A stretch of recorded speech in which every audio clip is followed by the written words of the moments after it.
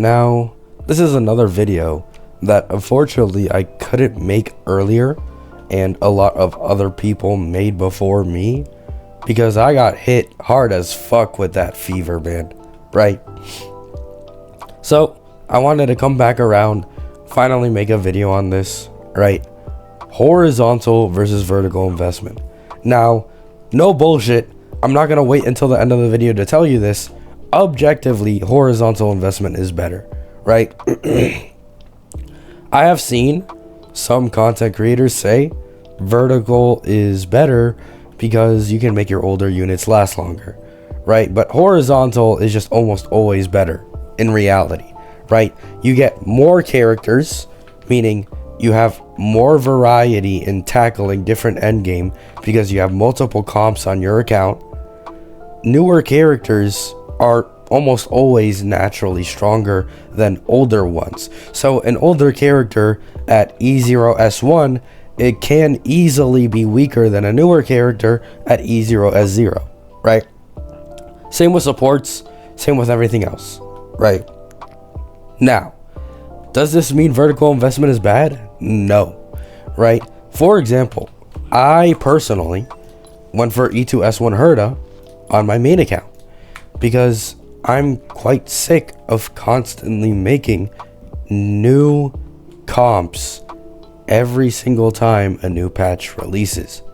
It's incredibly annoying farming the traces, farming the relics, pulling for the best in slot supports that release a patch or two afterwards, then farming traces and relics for them, just for a character 1 or 2 patches later to beat that best in slot team just with the DPS by themselves, right? So I wanted to heavily invest in one comp that would last me probably longer than a year, and my conditions were that it had to be a DPS who's good in all endgame modes and isn't extremely reliant on best in slot supports, right? Because you can say, oh, Jing Yuan is T0.5 with Sunday, but the thing is, even though Jing Yuan's best in slot support is Sunday, Sunday's best in slot DPS, oh my god, my voice, sorry. Sunday's best in slot DPS is not Jing Yuan, not even close, right? Supports matter a lot in this game, and having flexibility on a DPS and what supports they can use is a pretty big game changer, right? Like, for example, Fei Xiao without a Robin kinda sucks, right? Firefly without Ruan Mei or Fugue sucks. Acheron without a Zhao Q sucks. A lot of characters in this game, they have like 1 or 2 specific supports that if you do not have, your performance is going to be cut in half, right? But I will say horizontal investment is objectively better.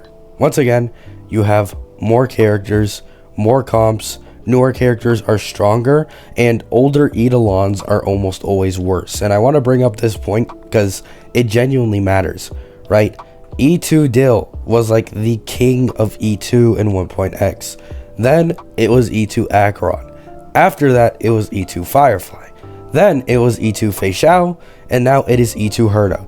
Almost with every single new DPS drop, or every 2 DPS drops, there is an upgrade in the DPS's E1 or E2 that is significantly better than the previous ones. And Herda is like the best example of this, right? Herda with her E2 has like a 100% uptime on her enhanced skill and 35% action advance every time she uses the enhanced skill. It's absolutely fucking busted. It basically just doubles her damage per cycle on average, which is incredibly fucking powerful, right?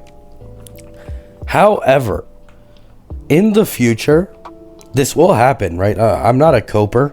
I'm not biased or anything. Eventually, there will be an E0S1 DPS who beats my E2S1 Herda in terms of actual DPS and performance. It'll eventually happen. I am fully aware of it. However, my E2S1 Herda will last obviously a great long time since I got her from release, and not a rerun. And so I'm completely fine with that, right? So long as she lasts me a very long time, I don't really care, right? When it comes to DPS reruns, they are the worst value banners in the entirety of the game, right? Like straight up, DPS reruns are ass. You should only ever pull on reruns when we're talking about pull value. You should only ever pull on reruns for supports, right? Tribby, Robin, some other meta support, right? That is the only time. Sunday, Sunday should be due for a rerun soon.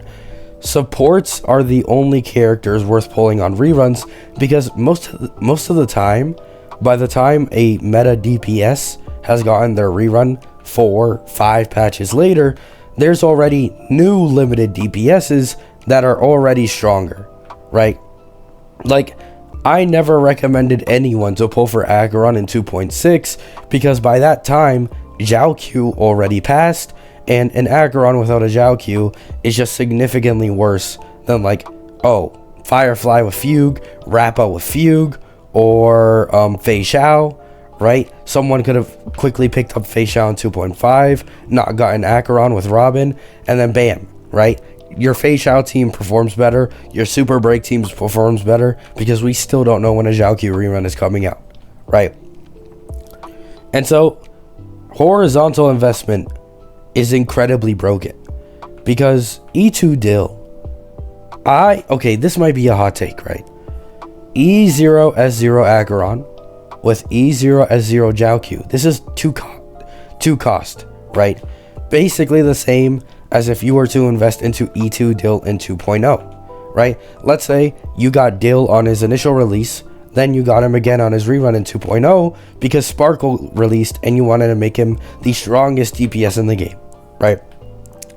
You get E2 Dill, you get Sparkle, and you now have the strongest DPS in the game for one patch.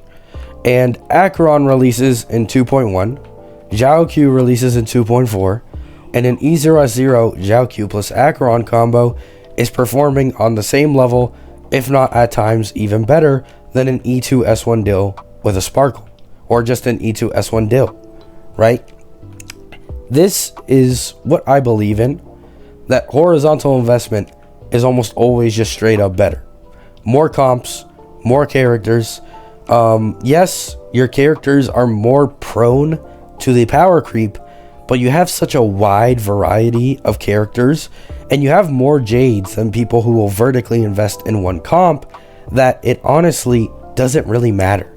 And having more characters is almost always more fun than not having that many characters while having a few that are really strong, right? Now, this can be subjective.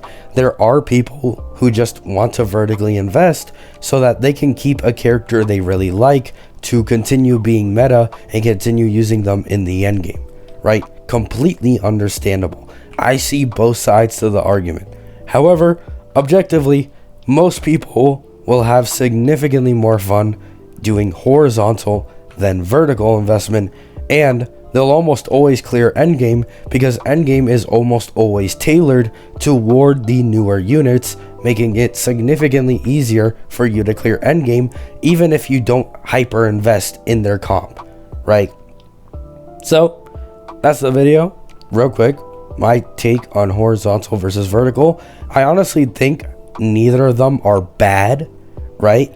However, I do think horizontal is actually better than vertical overall, right? So that's all I want to say. Hope you have a good day. Hope you have a good night. Peace.